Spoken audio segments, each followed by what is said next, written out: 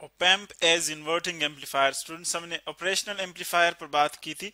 अब हम देखते हैं कि जो ऑपरेशनल एम्पलीफायर है उसको हम कैसे यूज कर सकते हैं फॉर इन्वर्टिंग ऑपरेशंस। यानी जब हम इसको सिग्नल प्रोवाइड करते हैं तो उसको 180 डिग्री पे इन्वर्ट कर लेता है, उसको हम यहाँ पर डिस्कस करते हैं।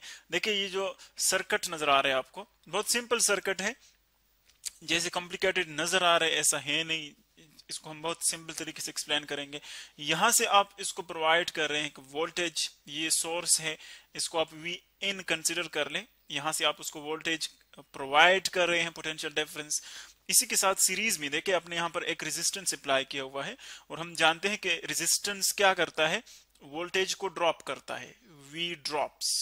वोल्टेज को जब ड्रॉप करता है तो इसका मतलब यह है कि दोनों रेजिस्टर के जो दोनों एंड्स हैं उनके अक्रॉस जो वोल्टेज है वो डिफरेंट होगा। यहां पर वोल्टेज ज्यादा होगा, लेकिन इस एंड पर वोल्टेज ड्रॉप होकर कम हो जाएगा। सो अब देख रहे हैं हमने उसको पॉजिटिव नेगेटिव से शो किया हुआ है। इसी तरह जब आप आगे जाते हैं, एक पॉइंट ये आता है ए पॉइंट को देखिए, एक तो हमने इसको इस नेगेटिव जो इनपुट है इसका, जो ओपैम्प है, एक्चुअली ये हमने ओपैम्प शो किया हुआ है। ओपैम्प का आप देखिए ऊपर जो है वो नेगेटिव इनपुट है, नीचे पॉजिटिव इनपुट है। नेगेटिव इनपुट को हमने देखे ए के साथ कनेक्ट किया हुआ है, और उसी ए पॉइंट को हमने ऊपर एक और रूट के साथ यहाँ पर एक आर एफ से कनेक्ट किया हुआ है। इसको हम कहते हैं फीडबैक रेजिस्टेंस। आर एफ जो है वो क्या है, फीडबैक रेजिस्टेंस। फीडबैक रेजिस्टेंस वो है एक्चुअली इस पाथ पर कुछ जो यहाँ पर वोल्टेज है, करंट है, वो एज अ पोर्शन वोल्टेज जो है कुछ हिस्सा उसका यहाँ पर वापस आ जाता है इनपुट में। इसको हम कहते हैं फीडबैक रूट। इसी रूट को हम क्या कहते हैं, फीडबैक रूट। तो इसमें जो रेजिस्टेंस है उसको भी हम फीडबैक रेजिस्टेंस कहते हैं। अब हम अगर आप यहाँ पर देखें नीचे, जो पॉजिटिव इनपुट है ये वाला, जिसको हम नॉन इन्वर्टिंग इनपुट कहते हैं, वो एक्चुअली हमने ग्राउंड किया हुआ है। यहाँ पर आप देख रहे हैं हमने क्या किया, इसको ग्राउंड किया हुआ है, यानी वो क्या है, जीरो पोटेंशियल के ऊपर है। इसी तरह अगर आप देखें सोर्स को भी यहाँ पर हमने ग्राउंड किया हुआ है, ये भी ग्राउंडेड है। और इसी तरह अगर आप देखें पॉइंट ए जो है, पॉइंट ए वो हमने ग्राउंड किया नहीं है, लेकिन इन दोनों के दरमियान जो करंट है वो आइडियली जीरो होता है। तो इसीलिए हम कहते हैं कि अगर ये जीरो पोटेंशियल पर है तो ये भी जीरो पोटेंशियल पर है। वर्चुअली ये एक्ट ऐसा करता है कि वो हमें अपियर होता है कि वो जीरो पोटेंशियल पर है, यानी एक्चुअली वो ग्राउंडेड है नहीं, जस्ट उसका जो बिहेवियर है वो ऐसा लगता है। तो इसीलिए इसको हम क्या कहते हैं, वर्चुअली ग्राउंडेड। यानी एक्चुअली फिजिकली आपने इसको ग्राउंड नहीं किया है, लेकिन उसका बिहेवियर ऐसा है कि जैसे आपने इसको ग्राउंड किया हुआ हो। तो इसलिए उसको हम कहते हैं virtually grounded. So point A जो है वो है किस ग्राउंड के ऊपर, वर्चुअल ग्राउंड के ऊपर है। इसी तरह अगर आप यहां पर देखें, यहां पर आपको वी आउटपुट मिलता है। वी नॉट जो है एक्चुअली वो आउटपुट वोल्टेज है, आउटपुट वोल्टेज। और अब हम देखते हैं, जिस तरह कि हमने डिस्कस किया था कि ऑपरेशनल एम्पलीफायर क्या करता है, ये हम यूज करते हैं हाई गेन के लिए। यानी अगर आप सिर्फ एम्पलीफायर की बात करें सो वो हम एम्पलीफिकेशन के लिए यूज करते हैं, लेकिन ऑपरेशनल एम्पलीफायर ऐसे हैं कि वो हम हाई गेन के लिए यूज करते हैं। यानी इसमें जो आउटपुट आता है उसकी गेन बहुत ज्यादा होती है, इसलिए उसको हम कहते हैं आउटपुट हाई गेन के लिए उसको हम यूज करते हैं। अब अगर आप देखें यहाँ पर हाई गेन में हमारे पास मुख्तलिफ चीजें हैं। एक यहाँ पर करंट फ्लो कर रहा है, यहाँ से करंट फ्लो कर रहा है, यही करंट जाकर हम कहते हैं कि अगर ये दोनों रेजिस्टेंसेस जो है आर एफ और R1 अगर दोनों सेम हो तो फिर इस वन को हम क्या कहते हैं, इसको हम हाफ ऑफ रेजिस्टेंस कहते हैं। Half of resistance, half of resistance. Half of resistance का मतलब ये हुआ कि सर्किट्स में हमने यहाँ पर प्रैक्टिकली देखे दो रेजिस्टेंसेस शो किए हुए हैं इस एक्सटर्नल सर्किट में, एक R1 है और एक RF है। अगर दोनों एक दूसरे के इक्वल है तो ये RF जो है पूरे सर्किट का हाफ रेजिस्टेंस हो जाएगा। अगर ये दोनों इक्वल है, R1 is equal to RF, R1 is equal to RF, तो फिर हम कहते हैं कि RF जो है वो क्या है, वो हाफ ऑफ द रेजिस्टेंस है। और ये कंडीशन जो है ये अप्लाई करता है फिर किसके लिए, इन्वर्टर के लिए।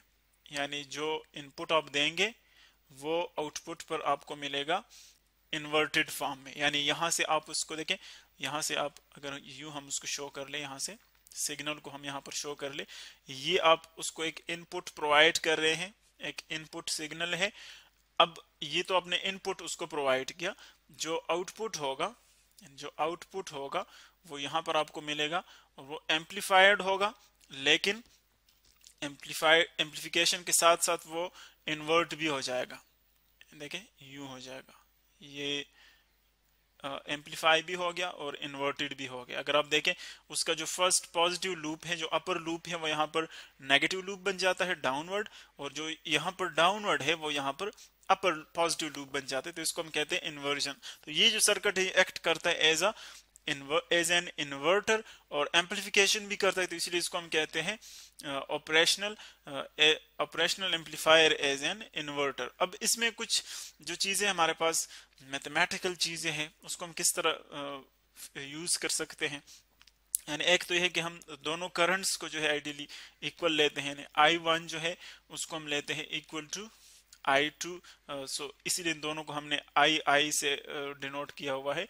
इसीलिए हम लिखेंगे कि अगर दोनों को आप पहले शो कर ले, फॉर एग्जांपल एक को आप शो कर ले I1 से और दूसरे को आप I2 से शो कर ले, क्योंकि दोनों इक्वल हैं, लेकिन हम I1 और I2 जस्ट उनकी जो ओरिएंटेशन, जो पोजीशन है उनकी वजह से, जो सर्किट रूट है उनकी वजह से शो कर रहे हैं। सो अब अगर आप देखें I1 जो है एक्चुअली वो किसके इक्वल है, इनिशियल वोल्टेज।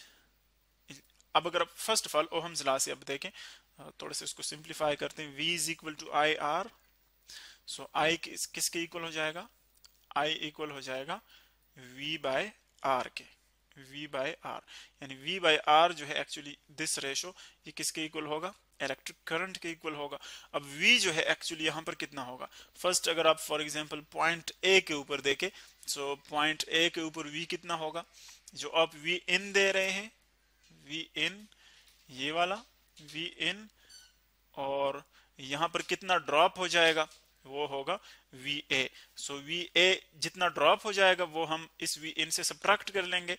तो जब आप सब्ट्रैक्ट करते हैं सो वो आपके पास जो बच जाता है वो यहाँ पर पोटेंशियल होगा। सो इसीलिए फॉर एग्जांपल सपोज आप यहाँ पर 12 अप्लाई करते हैं, 12 अप्लाई करते हैं और इसमें से 4 ड्रॉप हो गया, तो यहाँ पर आपको कितना मिलेगा, 12 माइनस 4, तो यहाँ पर आपको 8 मिलेगा। तो बिल्कुल वही कंसेप्ट है, यहाँ पर आप लिख सकते हैं I1 पर कितना होगा, यानी जितना आपने प्रोवाइड किया उसको V इन जो आप प्रोवाइड करते हैं वो वोल्टेज है, माइनस VA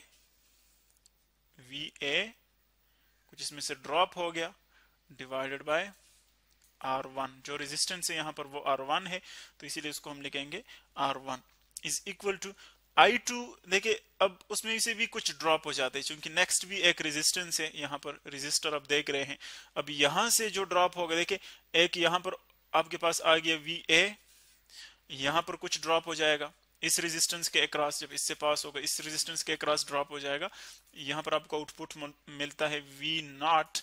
तो इसीलिए कितना मिल जाएगा, जितना ड्रॉप हो जाए वो आप इससे सब्ट्रैक्ट कर ले, सो वो आपके पास करंट उतना आ जाएगा पोटेंशियल। तो इसीलिए हम इसको लिख सकते हैं VA माइनस V0, और यहाँ पर रेजिस्टेंस क्या है, वो RF है, तो इसीलिए इसको हम RF ही लिखेंगे, RF आ गया। अब अगर आप देखें जिस तरह के ऊपर हमने पढ़ा कि VA जो है उसको हम कहते हैं वर्चुअली ग्राउंडेड, यानी वो एक्ट ऐसा करता है कि हम कहते हैं कि वो ग्राउंडेड है। तो इसीलिए इन दोनों इक्वेशंस में VA जो है वो हम पुट करेंगे कि उसका पोटेंशियल 0 है, इट इज वर्चुअली ग्राउंडेड। तो इसीलिए यहाँ पर अगर आप 0 पुट कर ले तो ये बन जाएगा V in minus 0 divided by R1 is equal to, यहाँ पर भी 0 पुट कर ले तो ये बन जाएगा 0 minus V0 divided by RF। इसी तरह अगर आप नेक्स्ट देखें, इसको थोड़ा सिंप्लीफाई करें तो ये बन जाएगा V in divided by R1 is equal to 0 minus V0, so ये minus V0 divided by RF बन जाएगा। ये इक्वेशन आ गया। अब इसको हम मजीद सिंप्लीफाई करते हैं इस इक्वेशन को और देखते हैं कि इससे हम गेन किस तरह ऑब्टेन कर सकते हैं, जो क्लोज लूप गेन है, और क्लोज लूप और ओपन लूप को भी हम थोड़ा सा डिस्कस करते हैं नेक्स्ट लेक्चर में।